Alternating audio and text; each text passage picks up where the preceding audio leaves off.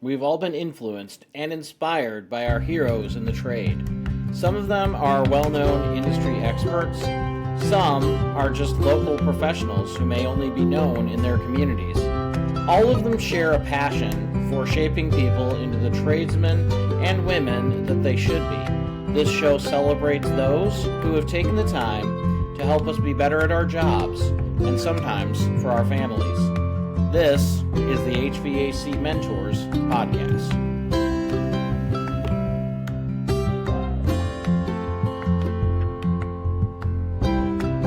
It's a cold and gloomy day in the middle of Illinois, but we are bright and sunshiny in here on the HVAC Mentors Podcast. Guys, I am beyond excited to introduce you to a man who needs no introduction within the HVAC community. Most of us tout him as one of our first HVAC teachers. Even though we may have never met him in person, we all love him and appreciate him for all he does to elevate this trade. Mr. Ty Branaman, welcome. Hey everybody! It was what a welcome. That was I feel I've got goosebumps. I'm blushing. Thank you. Well, that's good. That might also be the influenza bee that's going around. I don't know. Hopefully not. I had that last week.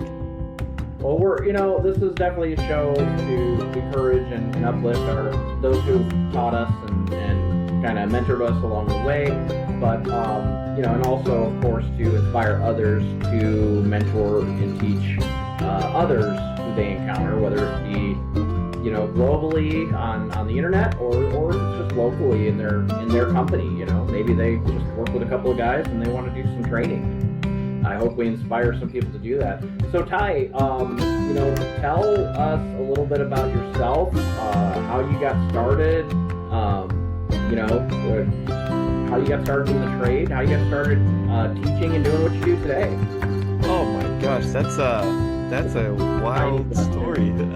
So I didn't do well in school. Like I was always getting in trouble. We didn't have ADHD back then. It wasn't labeled or classified. It was just, you're an idiot. You can't pay attention. We're gonna whip it out of you. It's like I was always in trouble for something, and then like getting numbers mixed up wasn't a thing. Like it was just, you're stupid. So I spent school in special ed and with spelling and grammar, which I still struggle with, and so I knew that college wasn't for me. I barely made it through high school. Like I was just, I was on the work program. I came in just enough to get through school, and then I went to work.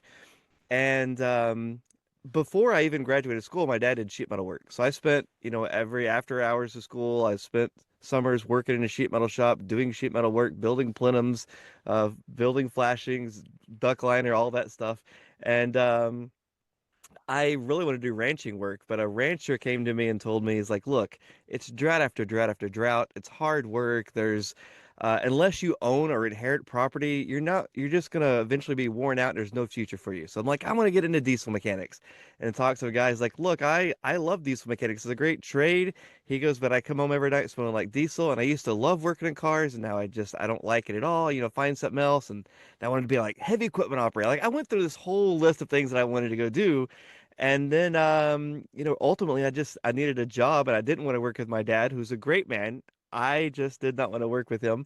And so I started working for an AC company, and it wasn't a very good AC company, but I liked what we were doing. Like I didn't like the people I worked with, but I liked what we were, I knew what we were doing wasn't right. I didn't know what the right way was.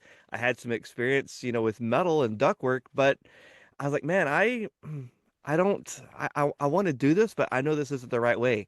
And then this guy would drive up, and we're doing new installs, right? I mean, it's like, we know that very few people do new installs correctly. And we were doing new installs, and this guy would drive up in this van, and he wouldn't even get out. Everybody go out and talk to him, and I had to stay in the attic. And I asked, it's like, is that one of the owners? They're like, oh, no, that's just a service tech.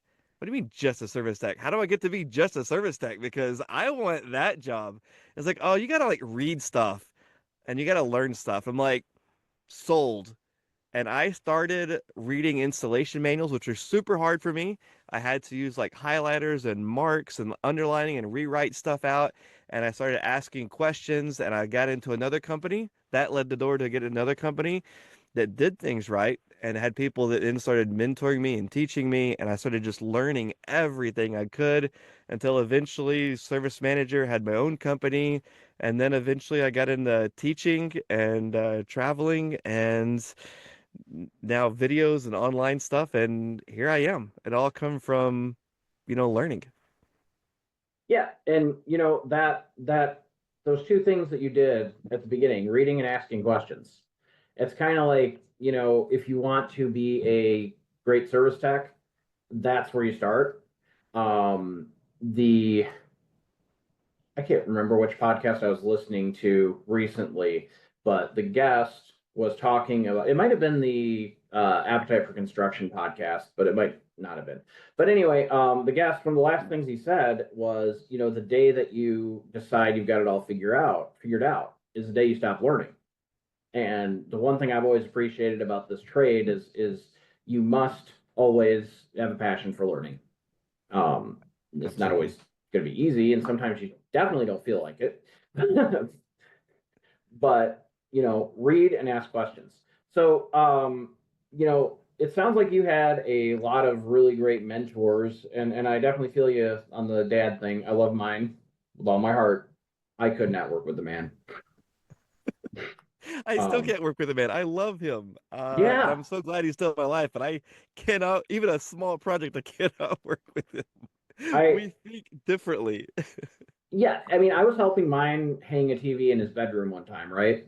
And he was getting all frustrated and flustered and snappy. And at one point I'm just like, look, one of us is gonna throw a hammer through a wall and in about a minute. So I think we need to go take a step outside and get a breath of fresh air. So he so that we did, and we got the project done. But yeah, definitely resonate with that idea. Love our dads, but there's something about yeah. So I mean, I grew up in the 80s and in the 90s, and yeah, it when I was in school, you mentioned there was no ADHD. I think there was. I think there always has been, but Go with the label. definitely was also at that era where it was starting to emerge. People were starting to talk about it. Looking back now, I'm like, if I look at a picture of myself in grade school, I'm just like ADHD, right there, the definition. Um, And I'm not promoting medication on it. I'm thinking there's a lot of people like this, and they're great yeah, for the ADHD is perfect for tradespeople. And I just think right. it's like how we think and how we process information is differently. And if we can teach people to that method and show them how you can be successful. For me, sitting in an office is a detriment. Like I'm a I would failure. die. ADHD is an issue if you put me in that environment. You put me in the Yeah. field solving problems every day. HVAC is like ADHD and HVAC are go together for me, and I embrace that. What's funny is, and just two things. One is sometimes I'll be talking and I'll have to pause a minute and think about, like, I said ADHD. I meant to say HVAC. Did I accidentally say ADHD? Same, same. Because I think I might have. I think it might be the same thing. Yeah. So But yeah, there is something about, and I definitely also at one point thought about going into auto or diesel mechanics, but just there's something about working on machinery, right, that yes. resonates with us, and the idea that this machine works by a process, and that process does not change. In fact, one of the best questions I was ever asked by a trainer was, "Well, it was working before, right?" Like, yeah. Yeah. So what changed? Exactly. Like that's the key to diagnosis. Is what's changed. What's changed? So it really, having those mentors around me that would challenge me to not just try to find the parts based on, or the part that's broken based on uh, symptoms, but to actually go through and find out what's different. Um, you know, Growing up, I know that it's with and however you want to label it, neurodivergent high functioning autistic or ADHD or just a weird kid, um, Wait, it who's weird? definitely, it definitely led me, just like you, to this kind of work. Do you, you know, do you think that the fact that we're a little more open about those kind of labels and a little less judgmental, do you think that's kind of helpful in attracting new people to the trade? I think it is. It's hard though to like with ADHD, we've spent so much time masking and trying to hide our what people consider the negative side or our Mm, shortcomings or all that. So we've spent a lot of time masking it. So to take that mask off and just be honest that hey, look, I talk over people or I talk too fast or I change 1,000 yeah. projects or I don't finish a project or I need dopamine. I'm a people pleaser because when they say hey, you did a great job, that gives me the energy to do the next call. And Yep. so to unmask and just be honest about that, it's difficult because we've spent so much of our lives being like, you something's wrong with you because you can't sit and read this book. Something's wrong with you because you can't just sit in this class all day. Something's wrong with you. Like, no, nothing's wrong with me at all. I just process information differently. And guess what? A lot of people do. They're like, well, Yeah. ADHD is growing. It's not growing. More people are now admitting it. It's not Right. something that's wrong with us. It's how and I teach to that. People are like, well, how did you learn how to do this? I just teach to people like me because the traditional learners are still going to learn, but the people like me that need some excitement, that don't want to just sit and Yes. listen to a PowerPoint being read for hours on end with the lights dimmed, those people are more likely to learn stuff. So everybody wins with an ADHD style teacher, in my opinion. So No. I like it. I think it's good. Well, and so when I was teaching at Midwest Technical Institute, which is the trade school near me, we were challenged to always be kind of tailoring our teaching to the student's needs. Thinking about the individual learner. Um, I personally feel that being more aware of and talking about these different ways of thinking and processing information, I think it's actually empowers the instructor also to be more aware of how to reach certain students. I know I can think of a couple of students who, obviously there's book work, there's lecture that has to happen, in the trade school environment. But we can't be 100% hands-on. But there were some students that I particularly remember that I'm just like, man, I'm losing them. They are everywhere else but here. And it's not. Those were the ones that I remember being like, okay, let's spend a little more time in the lab. Let's give you some extra hands-on projects because truthfully, they're not gonna if we're going over, especially the safety chapter. I'm sorry, I'm probably a bad instructor for saying I find safety boring, but going over all those facts and procedures and stuff, it's just it's not it's very dry. Well, and see, that's the problem that we have with education because it was invented by traditional people. So they've Yep. built this safety class, and you do all of this, and then we'll go. No, safety shouldn't be a class. Safety should be before we do this project. We're going to put our safety glasses on, and we're Right. going to start. Before we go up this ladder to the roof, now we're going to put our harness on. We're going to talk about Right. 3 points of contact. So if you apply it as you need it, it's more Hmm. effective for all learners. But you get these traditional people that write curriculum that have no clue about the trades or ADHD. They just like their job is to write curriculum, and then they make instructors follow it. And you get a good instructor, and they struggle teaching a PowerPoint on safety. I remember going through that. I'm thinking there's such a better way of doing this. I've been written up before multiple times for not following a PowerPoint. Like so we Right. talk about like we want to teach to the learner, but then we don't give the instructor the freedom to actually do that. I've taught classes before literally on the roof, like lecture stuff on the roof. I've taught classes where we were walking around the school with the books and our notes in our hand and to get the blood flowing, to get people doing something different. So there's lots and lots of ways, and somebody always complains, right? This isn't the traditional way of doing it. I don't care what the traditional way is. My goal is, hey, you want to learn this trade, you want to learn something new, I'm going to do everything that I can to get you to learn it. And I think if we Yeah. focus on that, man, everybody wins. Yeah, absolutely. So one thing that I've heard and noticed is that students who are coming out of high school and thinking about a career, they're just some people say they're different now. They're not as mechanically inclined. They're not as motivated. Others I've talked to have said they really actually haven't changed. There are just some contextual differences, but really they're the same as always. So one example I do remember from MTI was that one student needed. I was going to show him. I was going to show him. I don't remember what we were going to show him, but I needed to remove the panel from one of our lab furnaces in order to show him this, whatever it was. And so I asked him, "Can you go get me a 1/4 inch nut driver out of your bag?" And he brings me back this little thermostat flathead screwdriver with the puppy dog face. I hope this is the right thing. And I just tried to be as sensitive as I could because my heart was breaking for him because I knew he was going to be embarrassed no matter how I responded. I was like, "No, buddy, that's for thermostats. That's the little tiny screw on your thermostat. I need a nut driver that's going to fit over that nut head on that screw." And I went over with him to his tool.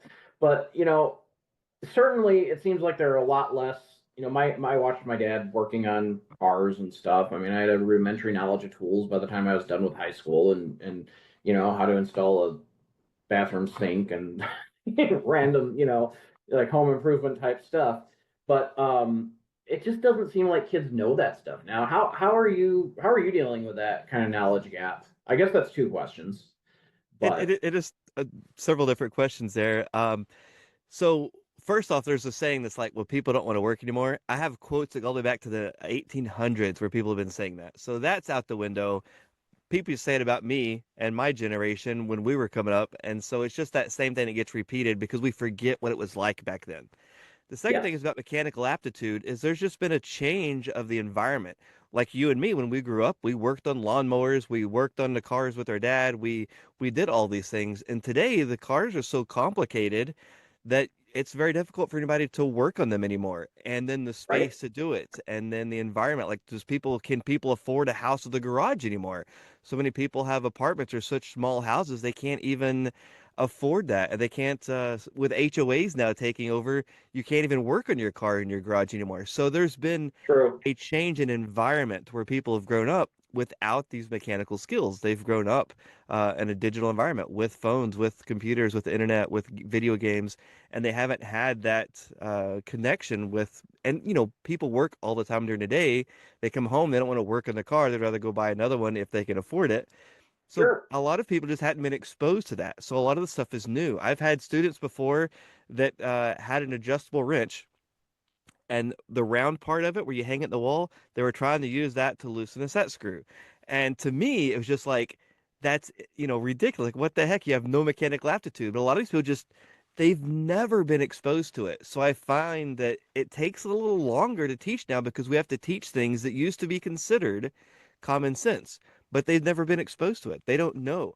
So I do have to, a lot of times, really think and be careful of my words when I'm teaching people. And this isn't just for instructors. This is people in the field. When you're teaching somebody, it's easy to say, well, you're an idiot. You should know what that is. That's super, super detrimental. And that brings me to a hmm big point that I want to bring up is that an instructor, we think about mentors, we talk about like an instructor or somebody that's on video or somebody on a podcast. Most people are mentors and you don't even know it. Somebody somewhere is looking up to you or watching you. You're in a company, there's an apprentice somewhere thinking, man, I wish I could be like that guy. And you may never know that you're a mentor to that person. I have mentors today that they mentor me and they don't even know it because I'm just watching what they're doing and learning from them. So how we react to somebody bringing us the wrong tool, we have to be careful. They've not grown up in that environment. And to us, it was common sense. To us, it was yes, normal. But I found that I've had students that had no mechanical aptitude and now are great, amazing tradespeople. Like some of your top tradespeople out there. They just needed to have the right environment so they can grow right, and somebody that can show them and teach them and help them learn. And now the cool thing is if you instead of yelling at people for being on the phone, teach them, hey, take a picture of that and then do a Google reverse Google search. Then you can find out what Right. that tool is instead of asking me 2,000 questions. Because honestly, we don't have time to answer every single question, but you can teach them Yes. how to use the phone to be successful or tell them, hey, I want you to find this. You don't know what it is. Your first step is to Google what I said, see what the pictures are, and make an effort to bring me the right tool. So instead of saying, oh, this phone's bad, in my day, we had radios. Okay, cool. Let's use that as a tool to help everybody out. So being a mentor isn't just simply somebody on a big level or a lead of the company or an instructor. Just simply, you could even be a helper and somebody new at the company comes in and they're looking at you because they're the person they relate to you the most. You can make a huge impact on somebody's life. My Yes. one of my first mentors in HVAC, he was a mean, horrible person, but I still looked up to him because he was the guy, like he knew what he was talking about. And I didn't ever want to treat anybody like he treated people. But like he was confident and he knew what he did and how he could be so mean to me, but he would talk to customers just like this gentle touch and just Mhm. caring about the customers. And then when nobody was around, he was actually pretty cool. Like he would be like, hey, I'm going to teach you a couple little tricks. You know, like that stuff is so powerful, but we also have to watch ourselves. We can't control other people. We control ourselves, what we Yes. talk about, what we say. There's three things I stay away from: sports, religion, and politics, because no matter like people just get emotion involved with that. So I just keep those out. Not saying that those aren't important things, but I've seen really bad things happen in those conversations. So just keeping that away and you're in the truck and that comes on the radio, change the station. Don't even let that conversation start up. Keep it about HVAC, the customers, specifically what can help you in your career. I try to keep away from all other politics stuff that happens because a mentor and they're looking up to you, and now this mentor has this great disagreement with you. They have this emotion behind it. You could really crush somebody pretty easily Yeah. accidentally. And the thing that sticks with me from what you just said, most people are mentors and may not even know it. And I think there's a dark side to that same coin, and that is that you may have actually crushed someone's spirit and didn't ever know it. Yep. And that's not to discourage people, but it's Right. just to make us again aware of how we're approaching and how we're thinking about things, and you know, being again growing up with ADHD and all that stuff. I think I heard somebody telling me to think before I speak about 1,000 times every day, but it's true. I mean, if we want to mentor the young technicians and even the older learning technicians, I know people. I've heard of people starting in this trade in their 40s and even 50s. Heck, I had a student who was 67 in trade school. He was just retired, and he had the money, so he went to trade school. But if somebody's there wanting to learn, there may be negative things that we've said or reactions or even a facial expression that we've given them that's going to stick with them for a very long time. So I would want to always try to be in someone's mind and memory as a positive mentor rather than somebody who's torn them down. Um, And don't let that stop you from being a mentor. Like, so right.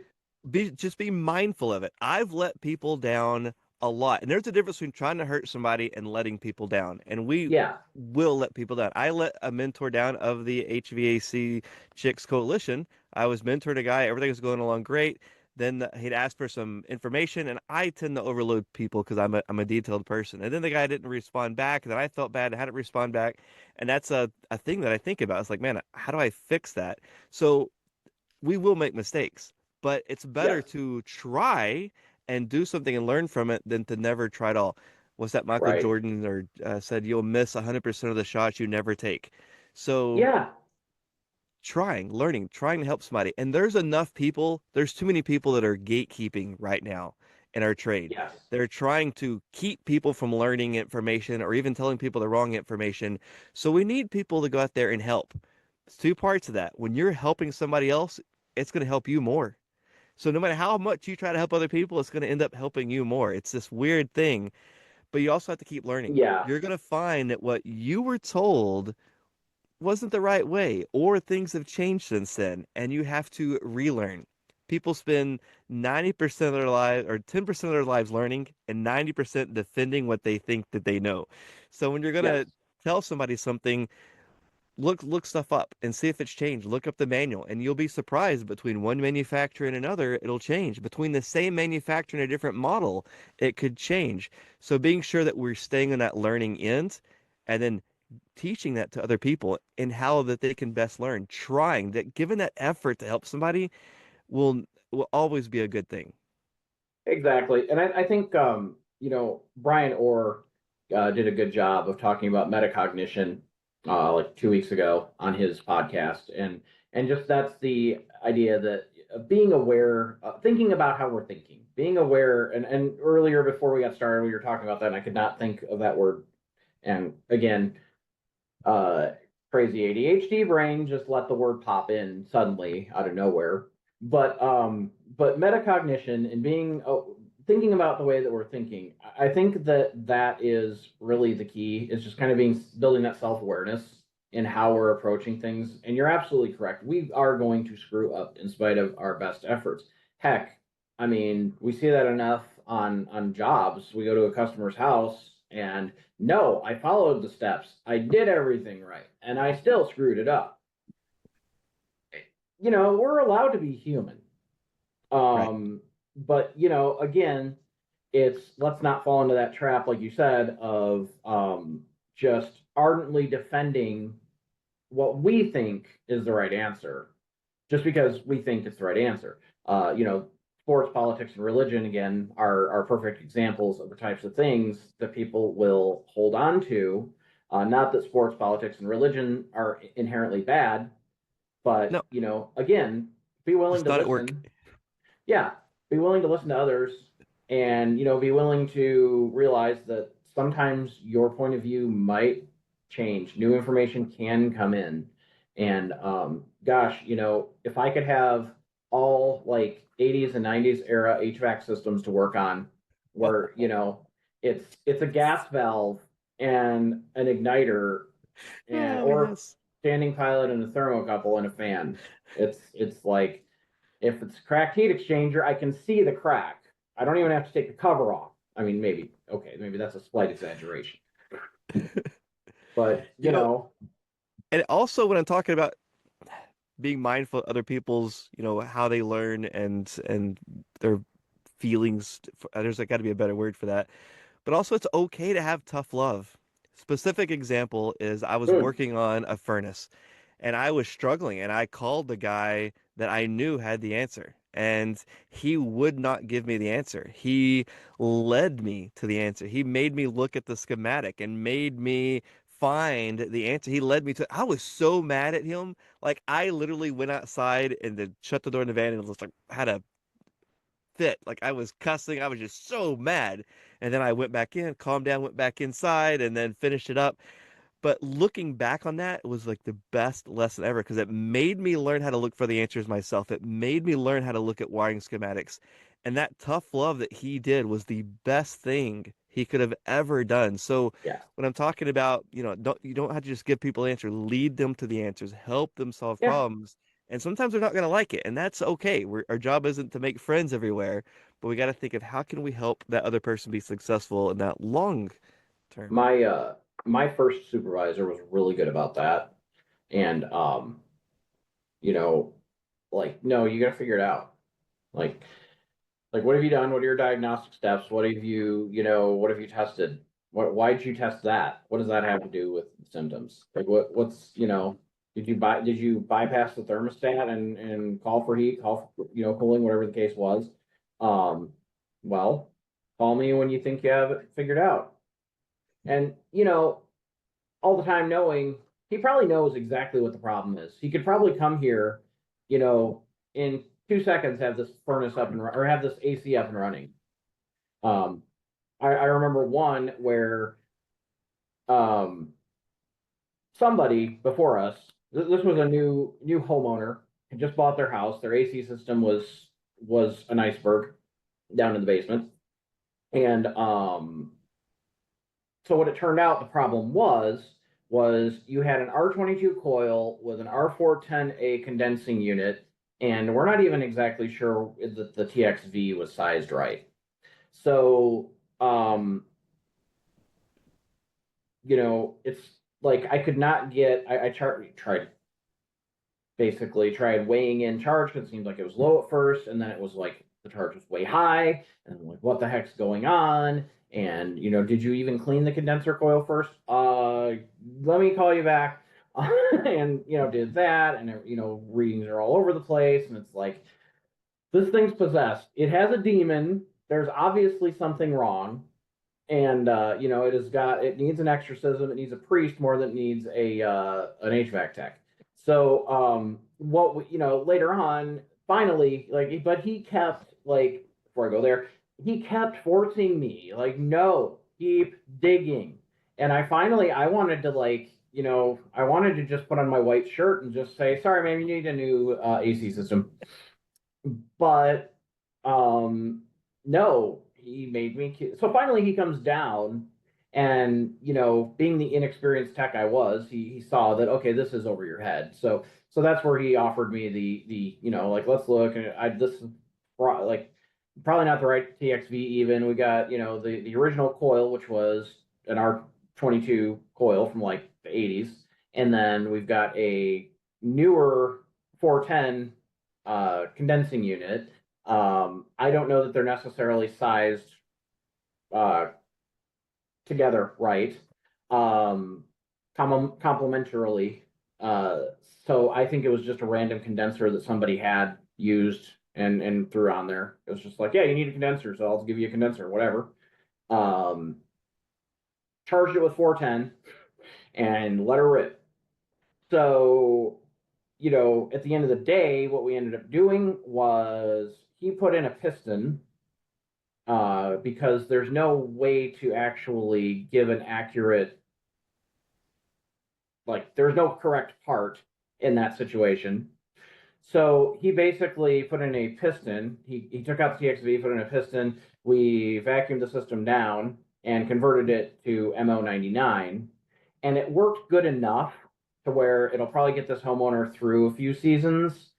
And she's gonna eventually just need to replace it because but yeah, so you know, I hated my boss that day because he just kept making me go back. But boy, had he just said, "Yeah, yeah, okay, I'll figure it out for you, no problem, buddy. Right. It's okay." Um, I mean, there would be a lot of stuff that I wouldn't have been able to learn. So, he one thing I can say for him, and is that that particular contractor is very good at figuring out ways to get a system to get by for now. We dealt with a lot of trailers and a lot of manufactured homes, and so people who didn't have a lot of money. So it's like, maybe they could save up in 2 or 3 years for a new system, but they sure as heck ain't going to be buying one today.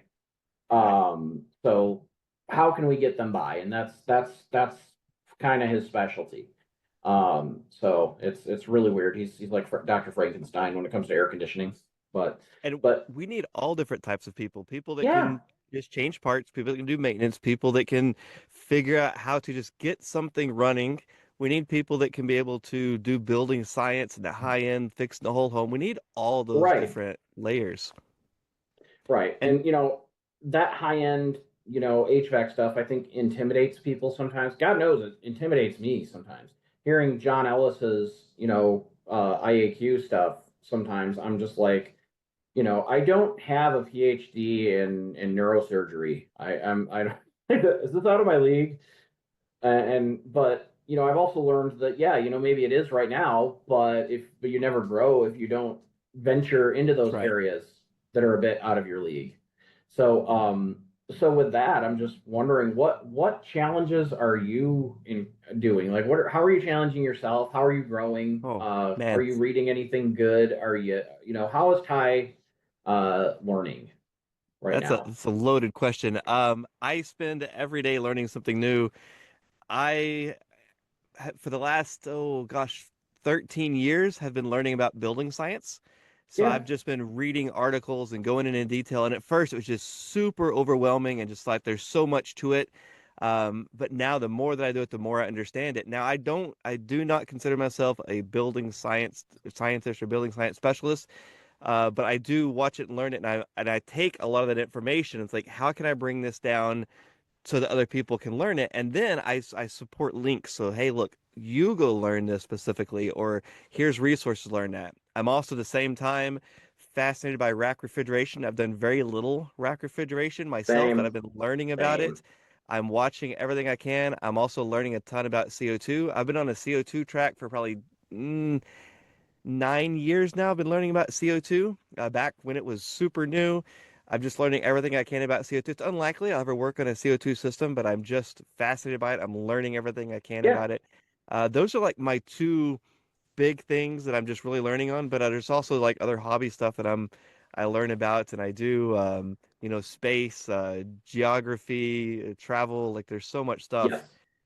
Books that I recommend for anybody, anybody doing mentoring, because we're all mentors, is this one that Brian Orr wrote. It's called Unconformed, an unbound and unbridled path to unstuck growth. Super long name, but this book is one of my favorite books. It is written so well. It's spaced out. I have highlights in here. There's underlines. I have note cards in here because that's how I retain information. Even if I don't ever look at something in, writing it down helps me learn it. But I got all different color highlights in here, and it's just written in a way that's easy for me to understand. There's so many key points in this book. I recommend anybody getting it. It's easy to follow along. Yes. Excellent book, especially if you're an instructor, like how people learn, talking about our trade. It's a good book. Now, for people that are into teaching, there's some books that I don't agree with like everything these things have, but Sure. highly hints for highly effective instructors. It's a nice small little book. It's got a lot of resources in it. I reference that often. This one, Dan Holohan, everybody pretty much knows him. It says how to teach technicians without putting them to sleep. It's a really good book, a lot of information in it. And this one, the title's misleading. And somebody recommended this book to me, and I haven't read it the whole way through. I reference it a lot, but it's called Teaching College. And I'm like, I don't teach college. That book is not going to apply. And they're like, please, just read the book. I got it and I've been reading it, and there is so much stuff in this book that applies to all of us. Like a big one of talking about not using PowerPoints, or not putting everything in PowerPoints and keeping words off.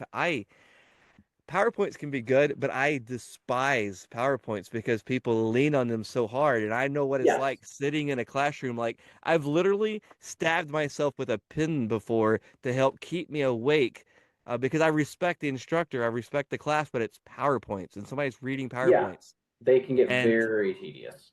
gosh, I just hate that so much.